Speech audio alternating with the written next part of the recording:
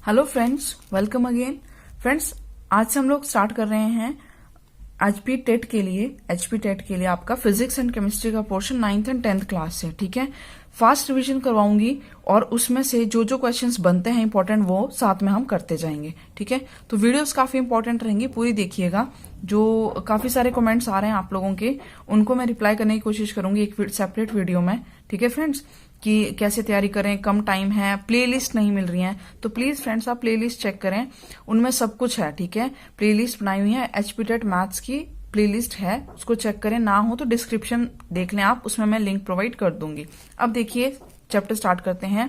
तो first chapter है matter, chemistry से ये पोर्शन ले रहे हैं आज। ठीक है, मैटर क्या होता है? Anything that possesses mass, occupy space and of which all physical substances are made up of. तो क्या होती है? कोई भी वस्तु जो क्या है, जिसके अंदर क्या है, मास है, और वो क्या करे, कुछ ना कुछ जगह घेरे। फॉर एग्जाम्पल, ये पेंसिल ले लीजिए, मैंने यहां रख दी। ठीक है, तो ये इस बुक में, ठीक है, कुछ ना कुछ स्पेस, जगह घेर रही है। ठीक है, which occupy space and of which all physical substances are made up of. और जिससे क्या होते हैं, मतलब ऐसे छोटे छोटे पार्टिकल्स, कण, कोई भी जिससे मिलके क्या होते हैं, सब्सटेंसेस बने हुए होते हैं, क्या कहलाती है? मैटर कहलाती है। ठीक है, अब देखिए, हम लोग मैटर को डिवाइड करते हैं on the basis of their composition and on the basis of their physical properties. समझ रहे हैं? मैटर को डिवाइड किया गया कि वो किस तरीके से बना है उस आधार पर, और उसकी फिजिकल प्रॉपर्टीज के आधार पर। अब देखिए, on the basis of composition मतलब वो किससे मिलके बना है। तो देखिए, पार्टिकल मैटर को हमने डिवाइड किया on the basis of composition, तो उसमें आगे पार्टिकल क्या होते हैं? Particles are very small in size, particles have mass. क्या होते हैं? बहुत छोटे साइज का, और इनका क्या होता है? मास। कैरेक्टरिस्टिक क्या होते हैं पार्टिकल के? कैरेक्टरिस्टिक्स क्या होते हैं?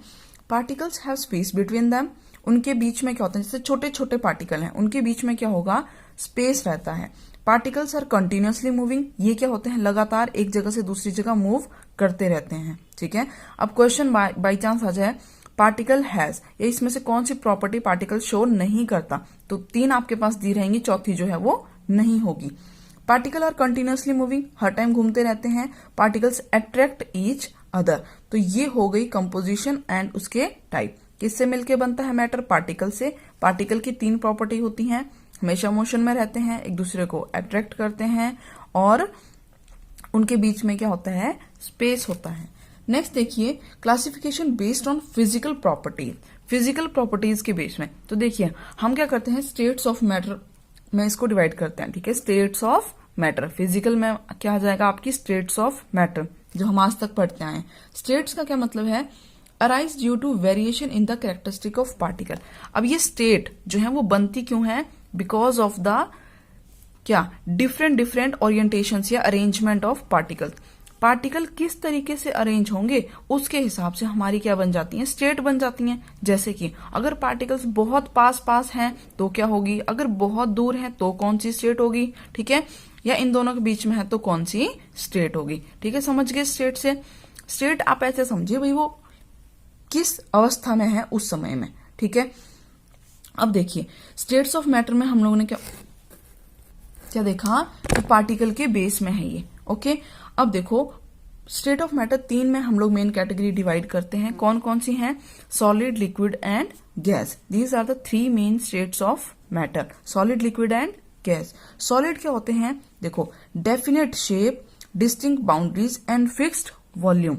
ठीक है, maintain their shape, are rigid and have negligible compressibility. ध्यान से समझिएगा, कंप्रेसिबिलिटी, इनको आसानी से इनको कंप्रेस नहीं किया जा सकता। डेफिनेट शेप होता है, फिक्स्ड बाउंड्री होती है, फिक्स्ड वॉल्यूम होता है। ठीक है, और रिजिड होते हैं, हार्ड होते हैं, और अपना शेप बनाए रखते हैं, वो सॉलिड होते हैं, सबको मालूम है ना? अब देखिए, लिक्विड क्या होते हैं? हैव नो फिक्स्ड शेप, कोई फिक्स्ड शेप नहीं होता, बट फिक्स्ड वॉल्यूम होता है। यहां पे ध्यान रखना, they have fixed volume but no fixed shape. पानी है, गिलास में डाला, गिलास का शेप ले लिया। ठीक है, आपने बाउल में रखा, बाउल का शेप ले लिया, लेकिन उसका वॉल्यूम चेंज नहीं हो रहा है। जितना गिलास पानी में था वही आपने बाउल में ट्रांसफर किया, वॉल्यूम सेम है। देखिए, take up the shape of the container in which it is kept, वही यहाँ पे लिखा हुआ है। ठीक है, उसी का शेप ले लेगा जिस कंटेनर में आपने रखा है। They are not rigid and change shape, ये रिजिड नहीं है और अपना शेप चेंज करते रहते हैं। Now look at gases, gases क्या है? Particles move randomly in high speeds. Okay, इसमें क्या होता है? पार्टिकल्स जो है मूव करते रहते हैं हाई स्पीड में। Diffuse very fast into other gases, बहुत जल्दी दूसरी गैसेस के साथ मिक्स हो जाते हैं। और हाईली कंप्रेसिबल, ये क्या होती है? बहुत ज्यादा कंप्रेस हो सकती है। अब ध्यान से देखिए, ये बिल्कुल कंप्रेस नहीं हो सकते, ये इंटरमीडिएट हैं और ये हाईली कंप्रेसिबल हैं। इनका शेप फिक्स है, इनका फिक्स नहीं है, इनका भी फिक्स नहीं है। यहाँ वॉल्यूम तीनों में क्या होता है? फिक्स होता है। ठीक है, अच्छा, और रिजिडिटी की बात की जाए, हार्डनेस की, तो सॉलिड हार्डेस्ट है, ये कम हार्ड है, और ये लीस्ट हार्ड है। ठीक है, अब देखो पार्टिकल के साइज की बात की जाए, पार्टिकल के बेस में समझो। पार्टिकल क्या होते हैं? जैसे कि आपके एनसीईआरटी में बने हुए हैं इस तरह से डायग्राम, है ना, इस तरीके से बना दिखा रखा है उसमें। तो देखो सॉलिड में क्या होते हैं ना, जो कण है, जो पार्टिकल है, वो बहुत पास पास होते हैं। इसमें क्या होते हैं? थोड़े दूर, गैसेज में सबसे ज्यादा दूर दूर। अब देखो यहाँ पे कोई चीज बिल्कुल पास पास होगी तो उनके बीच में फोर्स भी क्या होगा? ज्यादा होगा, अट्रैक्टिंग फोर्स ज्यादा होगा, एक दूसरे को हाईली अट्रैक्ट करेंगे। ठीक है, बंधे हुए हैं। यहाँ पे क्या है? थोड़े ढीले हैं, यहाँ पे क्या है? बिल्कुल लूज हैं, फ्री हैं। जैसे कि आप ये समझ लो, यहाँ पे प्ले ग्राउंड में जो बच्चा खेलता है वैसे। ठीक है, एक ही क्लास के बच्चे प्ले ग्राउंड में, एक ही क्लास के बच्चे स्कूल में, और यहाँ एक ही क्लास के बच्चे क्लास के अंदर बिल्कुल पास पास हैं, थोड़े दूर हैं, और यहाँ सबसे ज्यादा दूर है। ठीक है, अच्छा, डिस्टेंस ज्यादा हो गया तो फोर्स कम हो गया। यहाँ डिस्टेंस सबसे कम था तो फोर्स सबसे ज्यादा था पार्टिकल्स के बीच में। ओके, अब देखिए जहां से अक्सर क्वेश्चन पूछा जाता है, चेंज ऑफ स्टेट। ठीक है, चेंज ऑफ स्टेट, स्टेट का चेंज होने का क्या मतलब है? सॉलिड का लिक्विड बन जाना, लिक्विड का गैस बन गया, ठीक है, या गैस का सॉलिड बन गया, ये क्या होती है? चेंज ऑफ स्टेट होती है। ठीक है भाई, एक अवस्था से दूसरी अवस्था में कोई भी चीज है वो परिवर्तित हो रही है। Okay, all the 3 states are interconvertible. Okay, मतलब जो 3 स्टेट हैं, सॉलिड, लिक्विड एंड गैस, इनको एक दूसरे में क्या क्या किया जा सकता है? कन्वर्ट किया जा सकता है। तो कैसे कैसे हो सकता है? अब ये समझिए, इनमें से क्वेश्चन आपके बनते हैं। देखिए सबसे पहला है, यहाँ पे देखो, सॉलिड इनटू वेपर या वेपर इनटू सॉलिड। ठीक है, क्या समझ रहे हैं? ये नाम है, सबसे पहले सुनिए नाम। ओके, चेंज ऑफ स्टेट के कुछ हेडिंग्स या नेम है हमारे पास, जिनको क्या नाम दिया गया है? Sublimation, melting, evaporation, freezing and condensation. Okay, sublimation, melting, evaporation, freezing and condensation. अब देखिए, अगर सॉलिड से कोई चीज सीधा क्या बन जाए? वेपर बन जाए। समझ रहे हैं? आपने उसको रखा और वो क्या हुई? एकदम से गायब हो गई, या धीरे धीरे करके वो गायब ही हो गई। ठीक है, आपको पानी नहीं दिखा, सीधे सॉलिड से किस में कन्वर्ट हो गई? एयर में, या वेपर बन गया उसका। ठीक है, तो देखो, ठीक है, मतलब लिक्विड फेज आई नहीं, क्या हुआ? सॉलिड से सीधा गैस में कन्वर्ट हो गया, तो उसे क्या कहा जाता है? सब्लिमेशन कहा जाता है। ठीक है, आगे देखिए, मेल्टिंग। मेल्टिंग पिघलना है, ये लगभग सबको मालूम है। ठीक है, बर्फ सबने देखी होगी, आइस का एग्जांपल इसमें सबसे कॉमन आता है। सॉलिड इनटू लिक्विड, सॉलिड किस में बदल रहा है? लिक्विड में, तो उसे क्या कहते हैं? मेल्टिंग। इवेपोरेशन, लिक्विड जब पानी भाप बने, ठीक है, लिक्विड जब भाप बने, भाप बनने का अर्थ है वो एयर में उड़ रहा है। ठीक है, तो उसे इवेपोरेशन कहते हैं। लिक्विड इनटू सॉलिड, लिक्विड क्या बन रहा है? सॉलिड बन रहा है। लिक्विड क्या बन रहा है? सॉलिड बन रहा है, तो उसे क्या कहते हैं? फ्रीजिंग। भाई जम जा रहा है ना, पानी था बर्फ बन गया, सॉलिड की फॉर्म में आ गया, तो फ्रीजिंग हो गई उसकी। अब देखिए, वेपर इनटू लिक्विड, मतलब हवा में पार्टिकल्स थे, आपने उनको क्या किया? लिक्विड में कन्वर्ट किया, तो आपने क्या किया? उनको कंडेंस कर दिया। वेपर क्या थे? पार्टिकल दूर दूर थे, अब कंडेंस कर दिया, इकट्ठा कर दिया, तो कंडेंसेशन हो गया। ठीक है, अब इनकी प्रॉपर्टीज देखिए थोड़ी सी, और फिर हम क्वेश्चंस और जो थोड़े कॉन्सेप्ट है, बेस क्वेश्चन है, वो देखेंगे। देखिए पहला देखिए, सब्लिमेशन। सब्लिमेशन में क्या है? मैंने बता दिया, क्या? सॉलिड से लिक्विड बन जाना, या डायरेक्ट लिक्विड, सॉरी, सॉलिड से गैस बन जाना, या गैस से सीधे सॉलिड बन जाना, क्या कहलाता है? सब्लिमेशन कहलाता है। ओके, नाउ अच्छा, ये होता किस वजह से है? Occur due to high vapour pressure of solid state. ठीक है, हाई वेपर प्रेशर होने की वजह से होता है, तो ये पॉइंट आपने ध्यान रखना है। अगला देखिए, मेल्टिंग। मेल्टिंग क्या है? पिघलना। कौन पिघलता है? सॉलिड। किस में बदलती है? लिक्विड में। तो सॉलिड जब लिक्विड में बदलता है, आपको क्या देनी पड़ती है? हीट। ओके, हीट की वजह से सॉलिड लिक्विड में बदलता है, उसे मेल्टिंग कहते हैं। दूसरा point, Increase in temperature increases the kinetic energy of the particle. They start moving freely and at one point change to liquid state. क्या होता है, जो पार्टिकल्स हैं जब आप उनको हीट देते हैं, जैसे आपने कोई भी चीजें गर्म की तो क्या हुआ, उसको हीट मिली, पार्टिकल्स की काइनेटिक एनर्जी इंक्रीज हुई, है ना, और वो क्या करते हैं, मतलब उनकी जो बॉन्डिंग है वो टूट जाती है। अगर आप सिंपल भाषा में समझें, अगर टेम्परेचर बढ़ेगा तो क्या होगा, सॉलिड से लिक्विड जल्दी बनेगा, बस, ठीक है। अगर टेम्परेचर बढ़ाएंगे तो मेल्टिंग जो है फास्ट हो जाएगी। अब देखो, और होती किस वजह से, हीट दे रहे हैं आप, है ना, और हम उसे क्या करना पड़ता है, गर्म करना पड़ता है किसी सॉलिड को। अब देखिए, temperature at which solid melt to become liquid at atmospheric pressure is melting point. Melting point क्या होता है, ऐसा टेम्परेचर जिसमें कोई सॉलिड किस में कन्वर्ट हो जाए, लिक्विड में, उसे क्या कहते हैं, उसका, उस सॉलिड का मेल्टिंग पॉइंट कहते हैं, ठीक है। नेक्स्ट देखिए, liquid into vapours, that is evaporation. Evaporation में क्या होता है, देखो, लिक्विड, जैसे कि आप कोई चीज गर्म कर रहे थे, खाना बना रहे हैं, ठीक है, उसमें पानी था, आपने गैस ऑन रखी हुई है, धीरे धीरे धीरे पानी क्या होता है, भाप बन के उड़ने लगता है ना, मतलब पानी कम रह जाता है। तो देखिए, conversion of liquid into vapour without reaching the boiling point, ठीक है, मतलब बिना बॉइलिंग पॉइंट में पहुंचे। बॉइलिंग पॉइंट क्या होता है, मतलब जिस पे वो बिल्कुल पूरी तरह बॉइल होने लग जाए, जो धीरे धीरे भाप बन के पानी उड़ता है या कोई भी चीज लिक्विड उड़ रही है, वो क्या होता है, लिक्विड टू वेपर इवेपोरेशन कहलाता है। Supply of heat energy result in faster movement of particle and at one point they break free from the forces of attraction of each other and change into vapour. इसमें वही है, particle nature बता रखा है कि भैया जो particle थे ना यहाँ पे, वो किस तरीके से यहाँ पे काम करते हैं। आप उसको हीट करते गए, पार्टिकल जो आपस में एक दूसरे से बंधे हुए थे, रिश्ता था उनमें, वो धीरे धीरे टूटने लगा, टूट के क्या हो गया, वो बिल्कुल ही फ्री हो गए और वो उड़ गए। ओके, फ्रीजिंग में फ्रेंड्स आप यहाँ पे रीड भी कर लें, ठीक है, मैं आपको क्वेश्चन करवाऊंगी अब। Conversion of liquid state into solid state at 0 degree Celsius, उसे क्या कहा जाता है, फ्रीजिंग कहा जाता है।